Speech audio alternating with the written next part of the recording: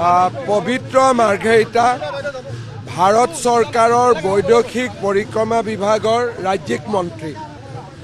অসমৰ দৰে ৰাজ্য এখনে ভাৰত চৰকাৰত বৈদেশিক পৰিক্ৰমা বিভাগৰ মন্ত্ৰী পোৱাটো অত্যন্ত ভাগ্যৰ কথা আৰু অসমে সেই সুযোগ হেৰুৱাব নোখোজে। সেইবাবে পবিত্ৰ মাৰ্ঘেৰিটা ডাঙৰীয়াই বিধানসভাত অহাৰ বৰ্তমান প্ৰয়োজন নাই। তেখেতক আমি নৰেন্দ্ৰ মোদী ডাঙৰীয়াৰ কেবিনেটত থকাটো বিচাৰোঁ।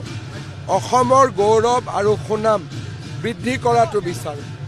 2029 চনৰ লোকসভা নিৰ্বাচনত আমি পবিত্ৰ মাৰ্ঘেৰিটাক প্ৰতিদ্বন্দ্বিতা কৰক, সেইটো আমি বিবেচনা কৰিম। কিন্তু বিধানসভাৰ নিৰ্বাচনত পবিত্ৰ মাৰ্ঘেৰিটা প্ৰতিদ্বন্দ্বিতা কৰাৰ কোনো প্ৰস্তাৱ ভাৰতীয় জনতা পাৰ্টীয়ে লোৱা নাই। কি হ'ব তেন্তে তাত? যোৰহাটত আমাৰ বহু কেইজন ভাল প্ৰাৰ্থী আছে।